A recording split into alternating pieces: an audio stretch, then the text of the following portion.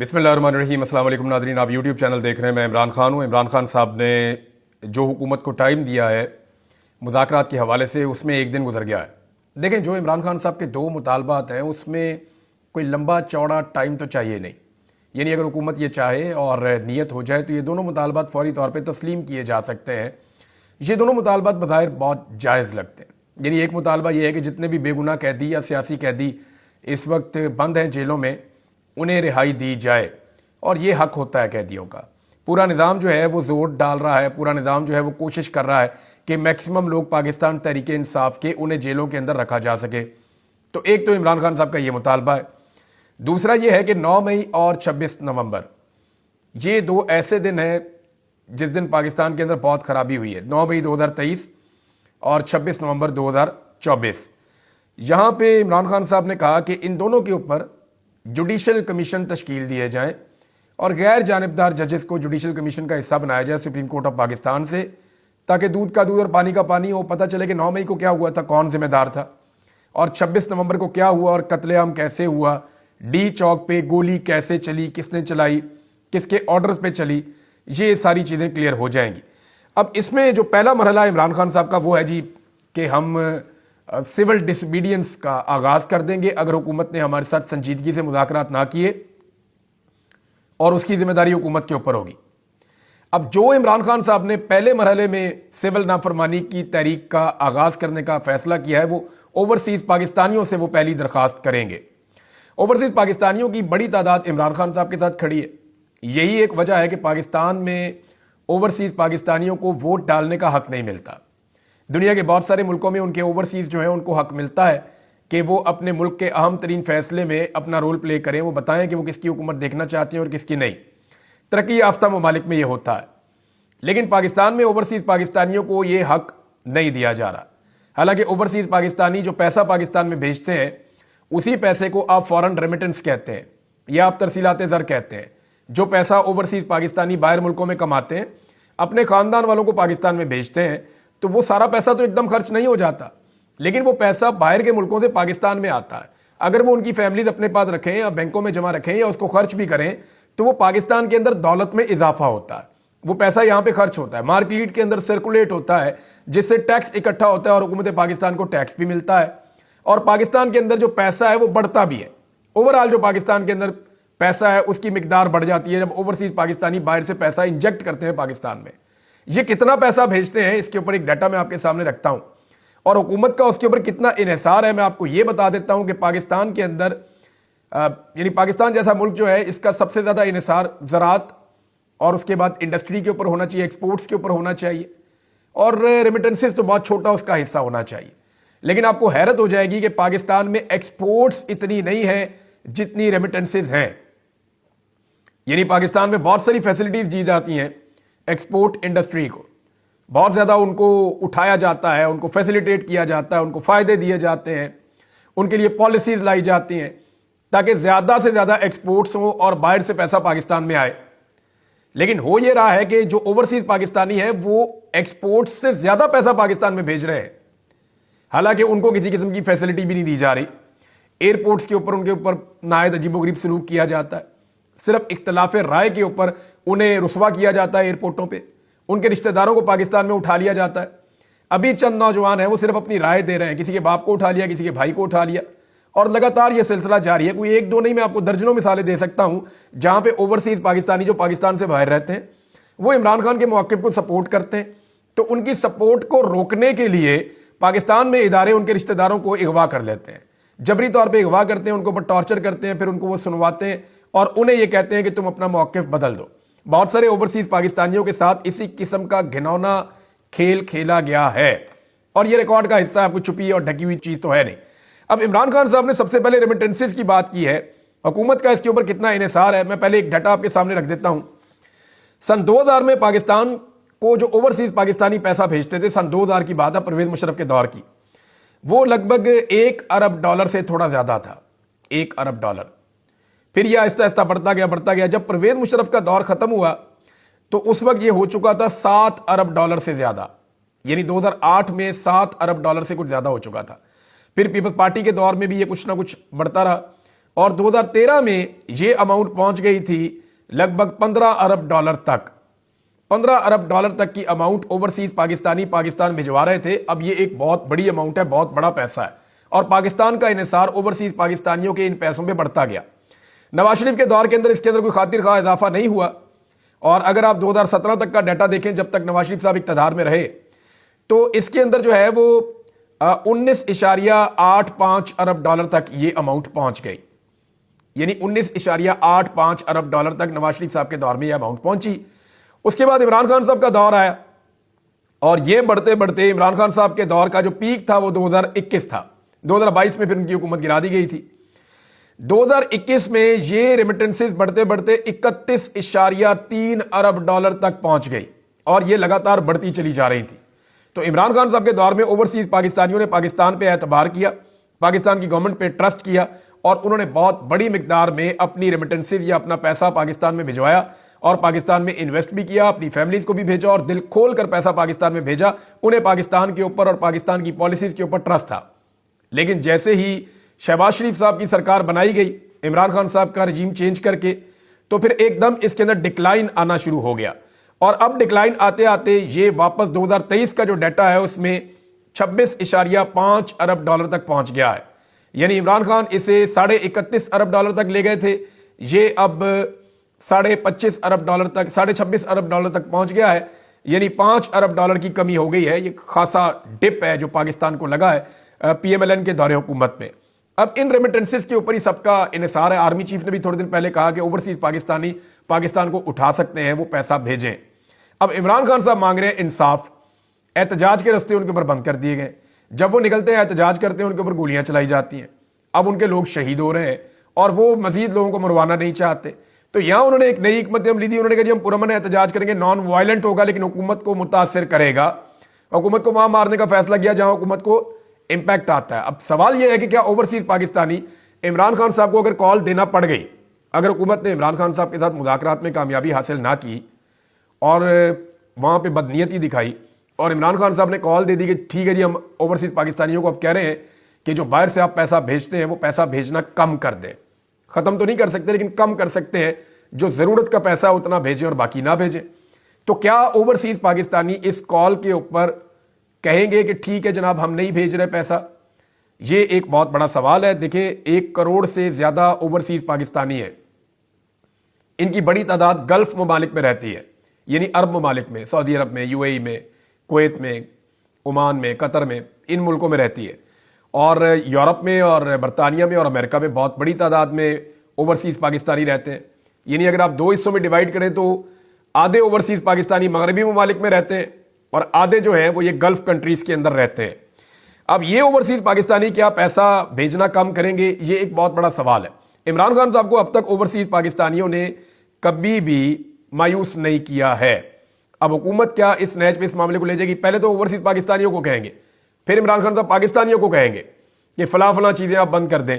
और अगर इस तरह मरहलावार ये चीज़ें चलती रहीं तो हुकूमत के ऊपर लगातार दबाव बढ़ता चला जाएगा। ये चीज़ मैंने आपके सामने रखनी थी, और ये एग्जैक्टली वो डाटा है जो हुकूमत का अपना शेयर करदा डाटा मैंने आपके सामने रख दिया है। हुकूमत बार बार कहती है जी हमने महंगाई कम कर दी, महंगाई कम कर दी, और उसके अंदर जो एक ही चीज़ पेश करते हैं वो स्टॉक एक्सचेंज। स्टॉक एक्सचेंज जो है वो एक तरह का सट्टा है। अगर सट्टे के अंदर मुनाफा हो रहा है या मुनाफा नहीं हो रहा तो उससे आम आदमी को क्या फर्क पड़ता है? आम आदमी जो है उसकी हालत आप देख लेना। उसके लिए तो महंगाई बढ़ रही है, उसके किचन के अंदर आने वाली तमाम चीज़ें महंगी है, उसकी गाड़ी में या मोटरसाइकिल में डलने वाला पेट्रोल महंगा है, वो जो बिजली के यूनिट इस्तेमाल करता है वो पहले से ज़्यादा महंगे, वो जो पैसा कमा कर लाता है वो उसको ज़्यादा बढ़ता हुआ नहीं मिल रहा। यानी उसकी आमदन नहीं बढ़ी, लेकिन उसके अखराजात बढ़ गए हैं। महंगाई में कई गुना इजाफा हुआ है, और उस इजाफे के अदादो शुमार को अब तोड़ मरोड़ के लाके पेश किया जा रहा है कि जनाब नहीं नहीं नहीं महंगाई कम हुई है, हालांकि महंगाई बढ़ी है। हर आम आदमी इसकी गवाही दे रहा है। ये है नाज़रीन वो चीज़। और एक और चीज़ भी हो रही है पाकिस्तान में, वो भी मैं आपको बता देता हूँ कि पाकिस्तान के अंदर ना चंद लोगों ने एक कैंपेन शुरू की थी कि फ़ौज के ज़ेर इंतज़ाम चलने वाले जितने भी सनती इदारे हैं उनकी मसनूआत का बाइकआउट कर दिया जाए। और ये सोशल मीडिया सारिफीन ने इस कैंपेन को चलाया था। अच्छा, मुझे शुरू में लग रहा था कि ये गैर संजीदा चीज़ होगी, थोड़ा सा चलेगी और बंद हो जाएगी, लेकिन अब जिस तरह का रद्द-ए-अमल दूसरी तरफ से आ रहा है, उस रद्द-ए-अमल को देखते हुए अंदाज़ा हो रहा है कि ये कैंपेन शायद काम कर रही है।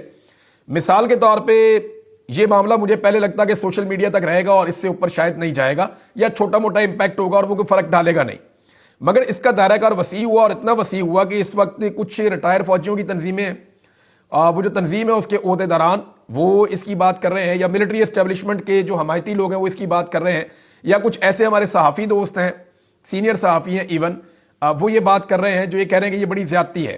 اچھا، یہاں پہ موقف یہ دیا جا رہا ہے کہ یہ شہداء کے خاندانوں کو سپورٹ ملتی ہے جناب ان کاروباروں سے، اور لہذا ان مصنوعات کا بائیکاٹ نہ کیا جائے۔ دوسری جانب سے یہ موقف اختیار کیا جا رہا ہے کہ دنیا کا کوئی ایسی فوج نہیں ہے جو کاروبار کرتی ہو، تو پاکستان میں فوج جو ہے وہ کاروبار کیوں کرتی ہے، یہ سوال اٹھایا جا رہا ہے، اور شہداء کی کفالت کی جو ذمہ داری ہے وہ ریاست کی اور حکومت کی ہونی چاہیے، ایسے ادارے نہیں بنانے چاہیے۔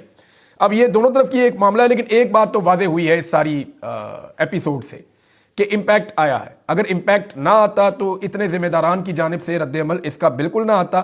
یہ رد عمل بتا رہا ہے کہ اس کا امپیکٹ ہے، لیکن ایک چیز اور بھی اس میں آپ ذرا کلیئر کر دیں کہ پاکستان تحریک انصاف نے اس کمپین کو ابھی تک اون نہیں کیا۔ پاکستان تحریک انصاف کی قیادت نے یا اس کے لیڈرز نے ابھی تک اس کمپین کو اون نہیں کیا۔ میں بھی کسی وقت یہ انفارمیشن عمران خان صاحب تک پہنچے تو وہ اس کے اوپر رد عمل دیں، ہو سکتا ہے وہ یہ کہیں گے بائیکاٹ نہ کریں، ہو سکتا ہے وہ یہ کہیں گے اس بائیکاٹ کو بڑھائیں، لیکن یہ اپنا امپیکٹ رکھتی ہے یہ چیز، اور اس کو آپ ڈینائی نہیں کر سکتے۔ بشرا بی بی کا ایک سٹیٹمنٹ آیا ناظرین، اور یہ امپورٹنٹ سٹیٹمنٹ ہے موجودہ سینیریو میں۔ بشرا بی بی نے کہا کہ مجھے ڈی چوک پر کارکنوں کے ساتھ اکیلا چھوڑ کر تمام سرکردہ رہنما فرار ہو گئے تھے، ان کے خلاف کارروائی ہوگی، میں بھاگنے والی نہیں تھی، میری گاڑی پر سیدھی فائرنگ کی گئی۔ یہ بڑا سیریس ایلیگیشن ہے، یہ بشرا بی بی کہہ رہی ہیں میرے ساتھ صرف کارکن رکے ہوئے تھے۔ وہ کارکن نے کہا بھی جی ہم نے خود دیکھا 40-50 لوگ آپ کے آس پاس کارکن تھے، تو انہوں نے کہا جی مجھے کارکنوں سے کوئی شکایت نہیں ہے، ہمارے ساتھ جو پشتون ہیں انہوں نے بڑی وفاداری دکھائی ہے، عمران خان صاحب کے کارکن ڈٹ کر کھڑے تھے۔ لیکن یہ بات انہوں نے اپنے رہنماؤں کے بارے میں کہی ہے، بظاہر ایسا لگ رہا ہے، اور یہاں پہ اس خبر میں بھی یہی ہے کہ تمام سرکردہ رہنما فرار ہو گئے تھے، اور ڈی چوک احتجاج کے بعد پہلی مرتبہ ان کا موقف سامنے آیا، جس کے مطابق وہ ان پارٹی قائدین سے سخت ناراض ہیں جو ان پر 24 نومبر کے احتجاج سے کارکنوں کو چھوڑ کر بھاگنے کا الزام لگا رہے ہیں۔ انہوں نے اس حوالے سے میڈیا پر بیانات دیے ہیں۔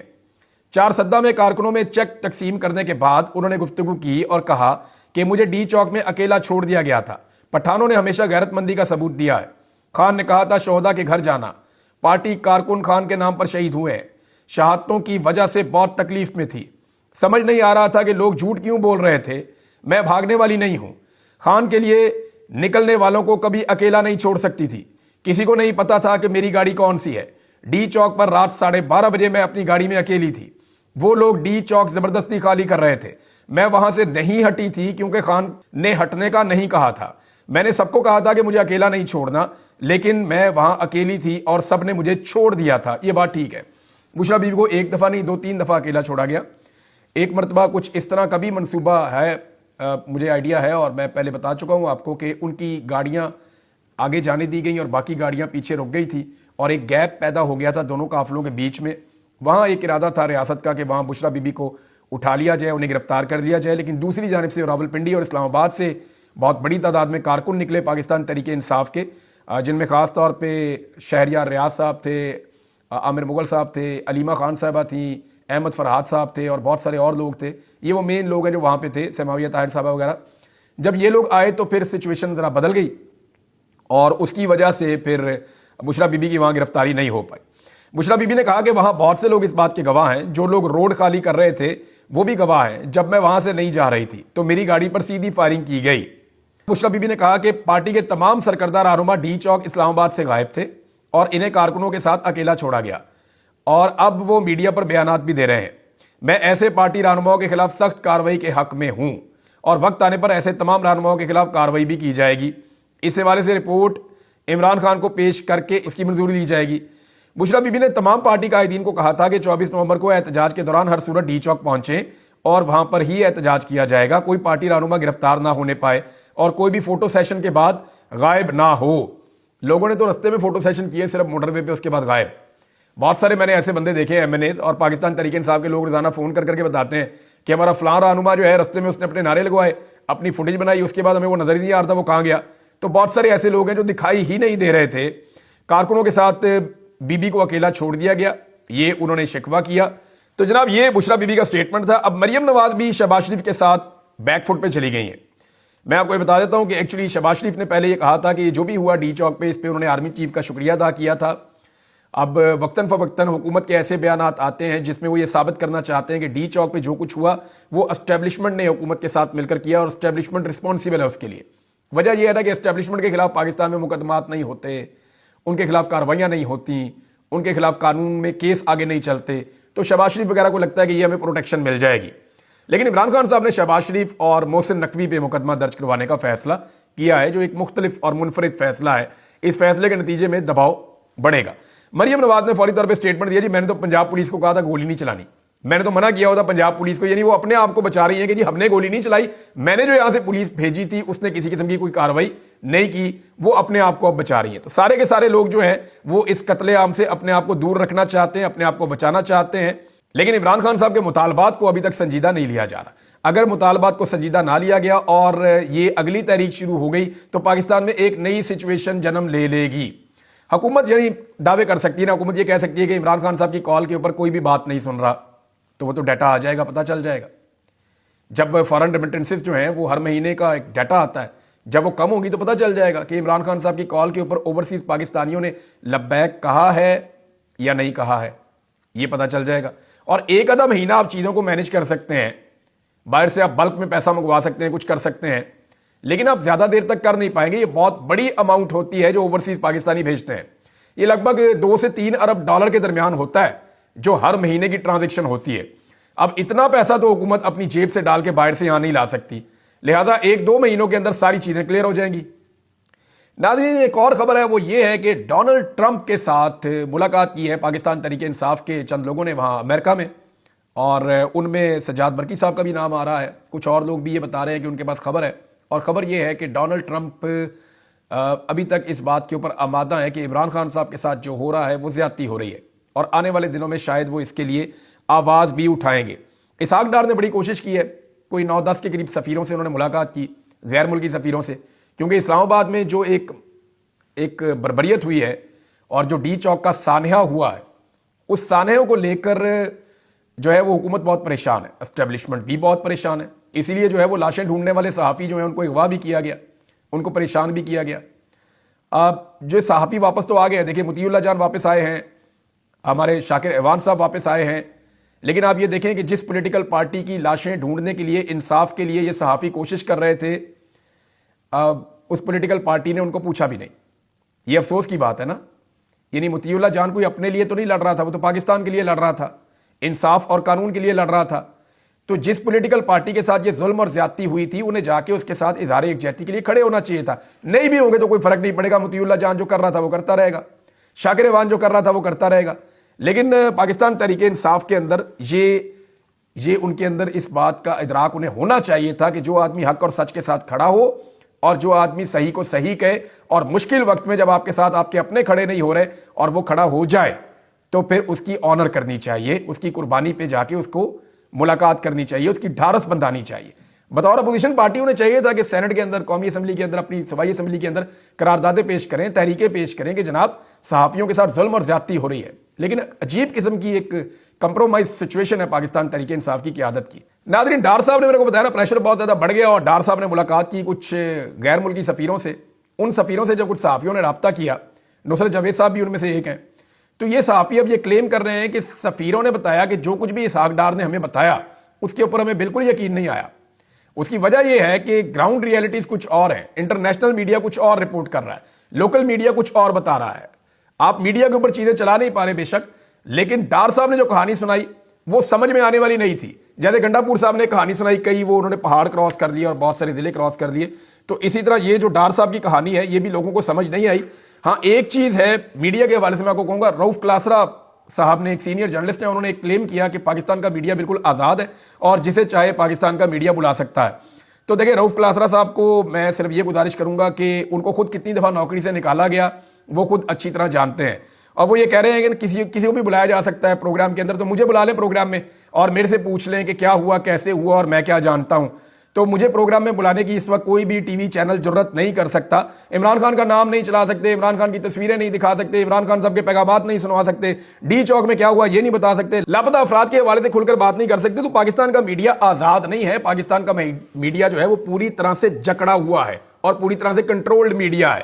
اور یہ کہنا کہ میڈیا آزاد ہے, کسی کو بھی بلایا جا سکتا ہے, تو میں پھر چیلنج کر رہا ہوں پاکستان کے میڈیا کو کہ کوئی بھی مجھے بلا کر میرا انٹرویو کر کے یہ ثابت کرے کہ پاکستان کا میڈیا آزاد ہے. اب تک کے لیے اتنا ہی. اپنا خیال رکھیے گا, اپنے چینل کا بھی. اللہ حافظ.